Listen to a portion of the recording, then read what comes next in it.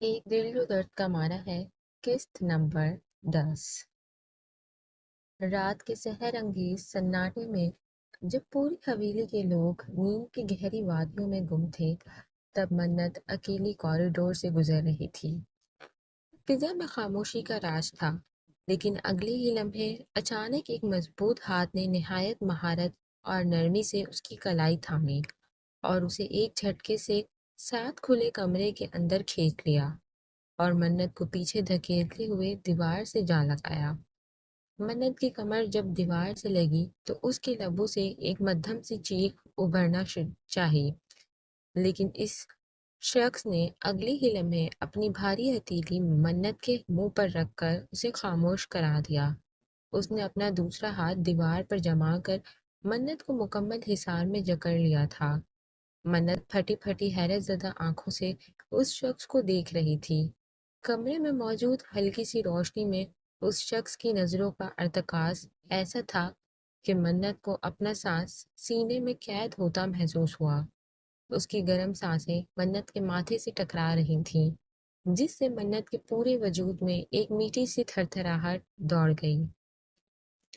وہ شخص خاموش تھا، مگر اس کی آنکھوں میں ایک عجیب سا حق جتانے والا انداز اور تپش تھی جو منت کو کانپنے پر مجبور کر رہی تھی۔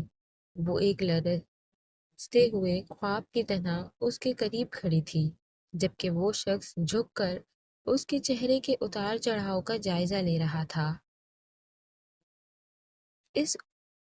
اس گرفت میں کوئی ڈر نہیں تھا، بلکہ ایک ایسا سحر تھا جس نے منت کو بے بس کر دیا تھا۔ اس کا ہاتھ اب بھی منت کے لبوں پر اسی طرح جمع ہوا تھا جیسے وہ اس کی خاموشی کو بھی اپنی گرفت میں لینا چاہتا ہو۔ منت کے دل کی دھڑکتی تیز دھڑکنیں اب اس شخص کو اپنے ہاتھوں پر محسوس ہو رہی تھیں۔ جب اس شخص نے اپنے لب منت کے کان کے قریب کیے، کیا میں جان سکتا ہوں کہ آپ نے میرا دیا ہوا تحفہ کیوں ٹھکرایا؟ منت نے حیرت سے اپنے حد سے زیادہ قریب کھڑے المیر کو تلخی نظروں سے دیکھتے ہوئے اپنا ہاتھ اس کے سینے پر رکھ اسے خود سے دور دھکیلا۔ مجھے آپ سے کچھ نہیں چاہیے، نہ تحفہ اور نہ کچھ اور، لیکن منت، اب تو آپ کو میری دی ہوئی ہر چیز قبول کرنی ہوگی۔ یہ کہہ کر المیر ایک بار پھر چند قدم اٹھاتا ہوا منت کے قریب آیا اور بس 2 قدم کی دوری پر رک گیا۔ کیا کچھ دیر پہلے آغا جان کا سنایا گیا فیصلہ بھول گئی آپ؟ المیر کی بات پر منت کچھ نہ کہہ سکی، اور کہتی بھی کیا؟ واقعی نہ تو وہ آغا جان کے فیصلے سے انکار کر سکتی تھی اور نہ ہی المیر کو اپنے ہمسفر کے طور پر قبول کرنا چاہتی تھی۔ ابھی اس سے پہلے کہ منت کچھ لفظ جمع کرتی اور کچھ کہتی کہ المیر نے منت کے چہرے پر آتی گھنی بالوں کی لٹ کو بڑے پیار سے چھوتے ہوئے اس کے کان کے پیچھے کیا۔ منت، اب آپ کو میرا دیا ہر تحفہ اور مجھ سے جڑی ہر چیز کھلے دل سے قبول کرنی ہوگی۔ بہت جلد آپ مسز المیر شاہ جو بننے والی ہیں۔ اتنے میں اچانک المیر کا موبائل رنگ ہوا تو وہ فوراً پیچھے ہوا۔ موبائل کی اسکرین پر رونما ہوتے نمبر دیکھ المیر کے چہرے کے تاثرات یکدم بدلے، جسے منت نے بھی نوٹ کیا، اور اگلے ہی لمحے وہ بغیر کچھ کہے منت کو وہیں چھوڑ کمرے سے باہر نکلتا چلا گیا۔ المیر کو جاتا دیکھ منت نے ایک گہرا سانس اندر کھینچا اور شکر ادا کیا۔ شکر جو چلے گئے۔ اف آغا جان، آپ نے بھی مجھے کس مصیبت میں ڈال دیا، کاش میں ان سب چیزوں سے بچ جاؤں۔ اگلی صبح ہوتے ہی منت نے آغا جان کی فرما برداری کرتے ہوئے ان کے کمرے کا رخ کیا۔ دروازے پر پہنچتے ہی منت کے قدم کچھ دیر کے لیے باہر ہی رک گئے۔ نہ جانے کتنے وقت کے بعد آج منت آغا جان کے کمرے کی طرف آئی تھی، یہ اسے خود بھی یاد نہیں تھا۔ آہستہ سے منت نے کمرے کا دروازہ کھٹکھٹایا۔ اسے بہتر لگا کہ اجازت لے کر ہی کمرے میں داخل ہو۔ اجازت مل جانے پر وہ آہستہ سے کمرے میں داخل ہوئی۔ منت کو دیکھ آغا جان اپنی جگہ سے اٹھ کھڑے ہوئے اور ہاتھ کے اشارے سے سامنے رکھی کرسی پر اسے بیٹھنے کا اشارہ دیا۔ منت کے بیٹھتے ہی بی جان نے اس کی طرف مسکرا کر دیکھا۔ آپ دونوں دادا پوتی بات چیت کرو، ہم ذرا ناشتے کا انتظام دیکھ لیں۔ یہ کہہ بی جان کمرے سے باہر نکلتی چلی گئیں۔ آغا جان، آپ نے مجھے بلایا تھا؟ منت نے کچھ دیر بعد بات کا آغاز کیا۔ جی، ہم آپ کا ہی انتظار کر رہے تھے۔ منت، آغا جان کے لہجے میں سنجیدگی صاف آیا تھی۔ ہم نے آپ کی زندگی سے جڑا ایک فیصلہ کیا جسے آپ نے کھلے دل سے قبول بھی کیا۔ اب ہم کچھ اور بھی چاہتے ہیں۔ یہ سن منت کی جان خشک ہوئی۔ وہ پہلے ہی آغا جان کے فیصلے سے خوش نہ تھی، اور اب آغا جان ایک اور فیصلہ سنانے جا رہے تھے۔ وہ کیسے انہیں بتاتی کہ وہ المیر سے شادی کرنا نہیں چاہتی، لیکن پھر بھی آغا جان کے احترام میں اس نے حامی میں سر ہلایا، جس پر آغا جان نے اپنی بات کا آغاز کیا۔ ہم نے یہ فیصلہ کیا ہے کہ ہم ہماری زمین آپ کے حوالے کر رہے ہیں۔ آغا جان کی بات تو منت نہ سمجھ سکی، لیکن وہ فی الحال خاموش رہی۔ دل میں کئی سوال تھے کہ کون سی زمین میرے حوالے کیوں؟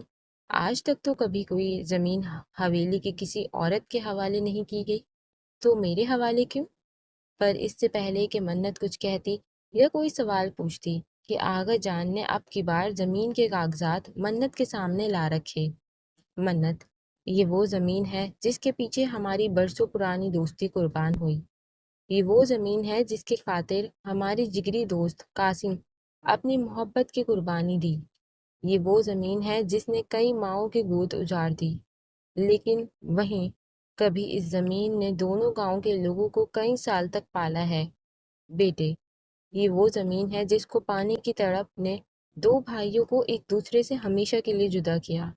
اس زمین کے پیچھے نہ صرف اس گاؤں کے لوگوں نے بلکہ اس گاؤں کے لوگوں نے بھی بہت قربانی دی ہے، اور اب وقت آ گیا ہے کہ یہ زمین کسی ایسے شخص کے ہاتھوں میں چلی جائے کہ تاریخ دوبارہ خود کو نہ دہرا سکے۔ اسی لیے ہم چاہتے ہیں کہ یہ زمین اب ہم آپ کے حوالے کر دیں۔ یہ لیں آپ کی زمین کے کاغذات۔ معاف کیجیے گا آغا جان، پر میں آپ کی بات نہیں سمجھ پائی۔ آپ کیوں یہ زمین میرے حوالے کرنا چاہتے ہیں، جبکہ اس زمین کے پیچھے پہلے ہی اتنے حقدار کھڑے ہیں؟ آپ یہ زمین بابا کو کیوں نہیں دے دیتے؟ ہم ہم کبھی بھی یہ زمین رئیس کے حوالے نہیں کریں گے۔ اور بیٹا، آج آپ بھی ہم سے یہ وعدہ کریں کہ کچھ بھی ہو جائے آپ کبھی بھی یہ زمین کسی کے حوالے نہیں کریں گی۔ یہ آپ کی زمین ہے، آپ کے پاس ہماری امانت سمجھ کر آپ یہ زمین کسی کو نہیں دیں گی۔ وعدہ کریں ہم سے یہ۔ لیکن آغا جان، آپ کو ہم پر بھروسہ نہیں؟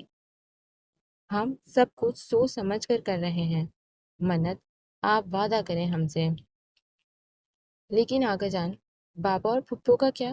آپ کی چیزوں پر مجھ سے زیادہ حق ان دونوں کا ہے۔ منت، جس کا جو بنتا تھا وہ دونوں ہم سے لے چکے ہیں۔ آخر میں بس یہ زمین بچی ہے۔ اگر یہ زمین رئیس کے ہاتھوں لگ گئی تو وہ سب کچھ برباد کر دے گا۔ سمجھو ہماری بات، یہ زمین ہم نے آپ کے حوالے بہت سوچ سمجھ کر کی ہے۔ وعدہ کریں آپ ہم سے، آپ کسی بھی صورت یہ زمین کسی کو نہیں دیں گی، چاہے اس کے عوض کچھ بھی کرنا پڑے۔ منت کچھ لمحے خاموش رہی، پھر ایک نظر آغا جان کی طرف دیکھ ایک گہرا سانس لیا۔ ٹھیک ہے آغا جان، میں وعدہ کرتی ہوں کہ میری آخری سانس تک یہ زمین میرے پاس ہی رہے گی، چاہے اس کے بدلے میں مجھے کچھ بھی کرنا پڑے۔ آغا جان کے چہرے پر گہری مسکراہٹ رونما ہوئی۔ شاباش میری بچی۔ آغا جان نے نرمی سے منت کے دونوں ہاتھ اپنے ہاتھوں میں تھامے۔ بیٹے، ہم پر بھروسہ رکھو۔ ہم جو بھی فیصلہ آپ کے لیے کر رہے ہیں وہ بہت سوچ سمجھ کر کر رہے ہیں۔ بس آپ وہ کریں جو ہم آپ سے کہہ رہے ہیں، دیکھنا سب اچھا ہوگا۔ آغا جان، مجھے آپ پر بھروسہ ہے۔ منت نے بھی آغا جان کو یقین دلانا چاہا کہ وہ ان کے فیصلوں پر مطمئن ہے، مگر اصل میں تو اس کا دل و دماغ اس کا ساتھ دینے کو تیار ہی نہ تھا۔ ابھی منت اپنے کمرے میں پہنچی ہی تھی کہ کمرے میں موجود عفیفہ پھپھو کو بیٹھا دیکھ اس کے قدم خود بخود ہی دروازے پر رک گئے۔ ارے بی بی، وہاں کیوں رک گئیں؟ آؤ اندر آؤ، تمہارا ہی کمرہ ہے۔ عفیفہ بیگم نے ہوا میں ہاتھ لہراتے ہوئے طنزیہ لہجے میں کہا۔ پھپھو، آپ یہاں؟ کچھ چاہیے تھا آپ کو؟ ہم، مجھے تم سے کیا چاہیے ہوگا؟ تم اس قابل ہو کہ تم سے کوئی کچھ مانگے؟ بندہ اپنی حیثیت دیکھ کر بات کرتا ہوا اچھا لگتا ہے۔ عفیفہ بیگم کی بات پر منت نے فوراً اپنا دوپٹہ درست کرتے ہوئے اپنے بال ٹھیک کیے اور کمرے میں داخل ہوئی۔ منت کے اندر آنے کی دیر تھی کہ عفیفہ بیگم نے تیز قدموں سے آگے بڑھتے ہوئے کمرے کا دروازہ بند کیا اور منت کی جانب رک گیا۔ پھپھو، اس سے پہلے منت کچھ کہتی کہ عفیفہ بیگم نے ایک زوردار تھپڑ منت کے منہ پر دے مارا۔ تھپڑ اتنا زوردار اور اچانک پڑا کہ منت اپنا وزن برقرار نہ رکھ سکی اور زمین پر جا گری۔ آنکھوں میں نمی فوراً اتر آئی۔ اس کی اتنی ہمت نہ ہوئی کہ وہ نظریں اٹھا کر عفیفہ بیگم کی طرف بھی دیکھے۔ یہ یہ حیثیت ہے تمہاری ہماری زندگیوں میں، آئی سمجھ؟ تم ہو کیا؟ ایک عام سی معمولی سی لڑکی، تمہاری اتنی اوقات ہے کہ تم میرے بیٹے کی بیوی بنو؟ ایک معمولی سی لڑکی کی اتنی حیثیت نہیں کہ وہ میرے بیٹے کی بیوی کا درجہ حاصل کرے۔ یہ تھپڑ تمہیں تمہاری اس گھر میں حیثیت اور اوقات دلانے کے لیے مارا ہے تاکہ تمہیں کسی بات کا کوئی گمان نہ رہے۔ منت اپنے آپ پر قابو پائے زمین سے اٹھی، نظریں اب بھی نیچے جھکائے ہوئے تھی۔ تم ابھی سب کے سامنے جاؤ گی اور المیر سے شادی کے لیے انکار کرو گی۔ عفیفہ بیگم نے ایک ایک لفظ پر زور دیتے ہوئے حکم جاری کیا، جس پر منت نے نفی میں سر ہلایا۔ نہیں پھپھو، میں یہ کیسے کر سکتی ہوں آغا جان؟ منت کے الفاظ اس کے حلق میں ہی اٹک گئے جب عفیفہ بیگم نے اس کی بات پوری ہونے سے پہلے ہی اسے بالوں سے دبوچ لیا۔ کیا کہا؟ منع نہیں کرو گی؟ غصے میں عفیفہ بیگم کا چہرہ سرخ ہو چکا تھا۔ اگر منت تم نے اس رشتے سے انکار نہیں کیا تو میں تمہاری زندگی اس قدر مشکل بنا دوں گی کہ تم اپنے اس فیصلے پر پچھتاؤ گی۔ ایک جھٹکے سے عفیفہ بیگم نے منت کے بال چھوڑے کہ اس کے قدم ڈگمگا گئے اور کچھ بال ٹوٹ کر عفیفہ بیگم کے ہاتھوں میں رہ گئے۔ غصے سے دروازہ کھول وہ تیز قدموں سے کمرے سے نکلتی چلی گئی اور پیچھے منت سسک کر رہ گئی۔ ایان یکدم بغیر کسی دستک کے آریان کے کمرے میں داخل ہوا تو آریان نے چونک کر فوراً اپنے ہاتھ میں موجود سامان بیڈ کے نیچے ڈال دیا۔ کیا ہوا؟ تمہارے حواس کیوں بھاگتا ہے؟ سب خیریت ہے؟ ایان کے سوال پر آریان نے نفی میں سر ہلایا۔ نہیں، کچھ نہیں، مجھے کیا ہونا ہے؟ وہ تو میں بس ایسے ہی، کچھ نہیں۔ ایان وہیں بیڈ پر بیٹھ گیا تو آریان نے بھی گہری سانس لیتے ہوئے اپنے بھائی کو اب کچھ بتانے کا فیصلہ کیا۔ ایان، وہ میں سب چھوڑ کر جا رہا ہوں۔ آریان کی بات پر ایان نے حیرت سے اس کی طرف دیکھا۔ کئی سوال ایان کے دماغ میں امڑ آئے، لیکن آریان نظریں جھکائے بیٹھا تھا جیسے سب سوالوں سے جان چھڑانا چاہتا ہو۔ بالآخر ایان نے پوچھ ہی لیا، کہاں جا رہے ہو؟ لندن۔ آریان نے بھی صرف اتنا ہی جواب دیا جتنا اس سے پوچھا گیا تھا۔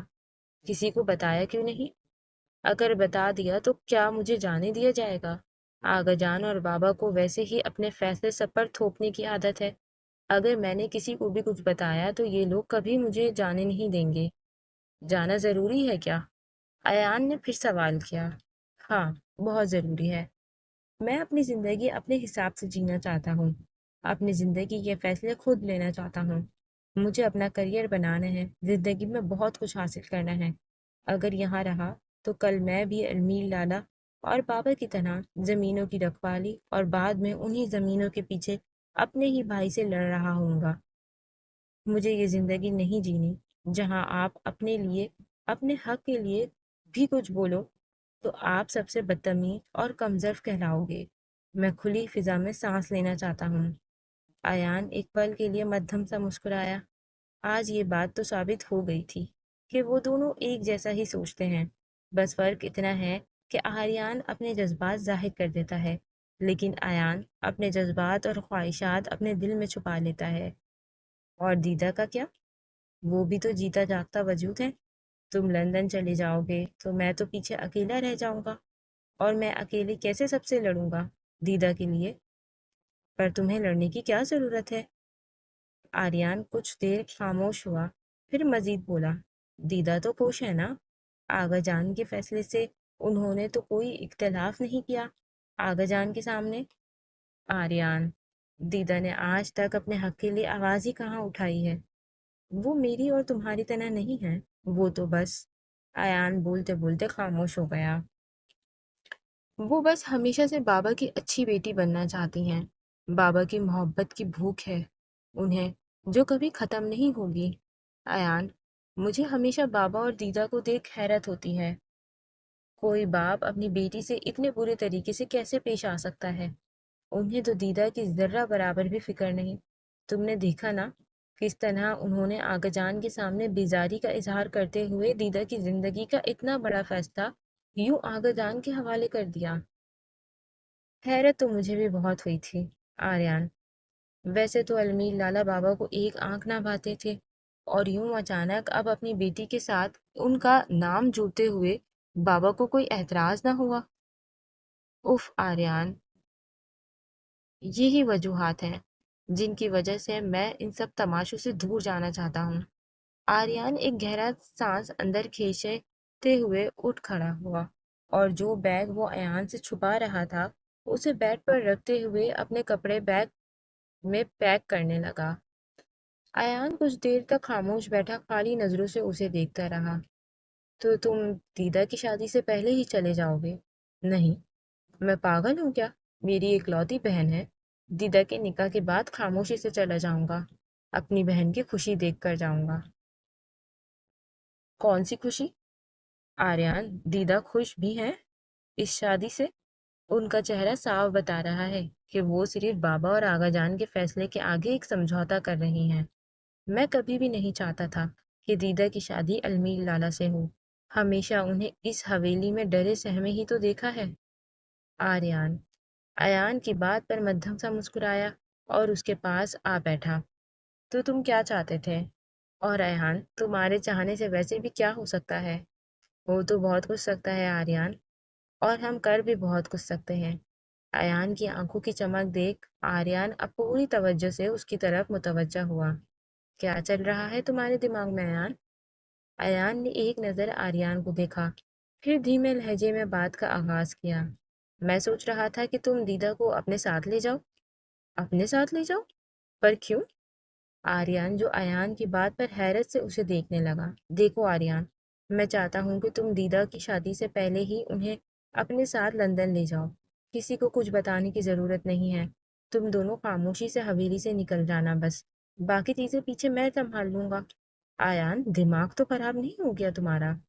تم اپنی بہن کی شادی سے پہلے خود اپنی بہن کو گھر سے بھاگنے میں مدد کرو گے؟ نہ صرف مدد بلکہ تم تو منصوبہ بندی بھی خود ہی کر رہے ہو۔ آریان، اس وقت یہی صحیح ہے۔ تم میری بات کو سمجھنے کی کوشش کرو۔ اور پیچھے جو کوہرام مچے گا اس کا کیا؟ شادی سے پہلے دلہن کا گھر سے فرار ہو جانا، تم جانتے بھی ہو کیا کچھ ہو جائے گا۔ گاؤں والوں کے سامنے کیا عزت رہ جائے گی آفندی خاندان کی؟ لوگ تھو تھو کریں گے۔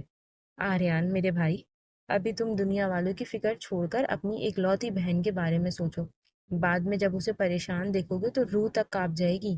دیدا اس حویلی کی حدود میں کبھی خوش نہیں رہیں گی۔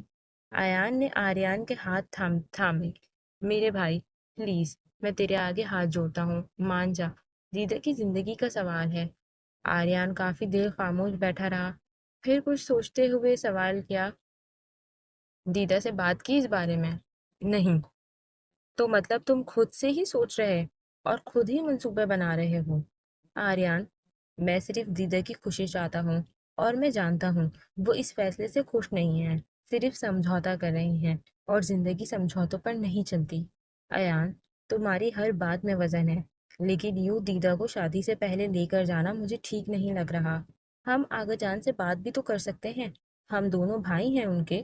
دیدا کی زندگی کے فیصلے میں ہماری رضامندی بھی ضروری ہے۔ آغا جان کو دیدا کی رضامندی سے فرق نہیں پڑتا، جس کی زندگی کا وہ فیصلہ لے رہے ہیں اس کی بات کی کوئی حیثیت نہیں، تو تم کیا ہی بول سکتے ہیں؟ آریان، تم بتاؤ، تم دیدا کو لندن لے جاؤ گے یا میں کچھ اور انتظام کروں؟ مطلب تم شادی نہیں ہونے دو گے؟ ہرگز نہیں۔ آریان نے ایک گہرا سانس کھینچا۔ تو ٹھیک ہے، تم دیدا کو راضی کرو، میں اب دیدا کے ساتھ ہی لندن جاؤں گا۔ Sense to be continued. I hope آپ کو یہ ایپیسوڈ پسند آیا ہوگا، اور اگر آپ کو یہ ایپیسوڈ پسند آیا ہے تو ویڈیو کو لائک کریں، کامنٹس میں اپنی رائے کا اظہار کریں، اور زیادہ سے زیادہ ویڈیو کو شیئر کریں، اور نیکسٹ ایپیسوڈ تک کے لیے ویٹ کریں۔ تب تک کے لیے اللہ حافظ، بائے بائے۔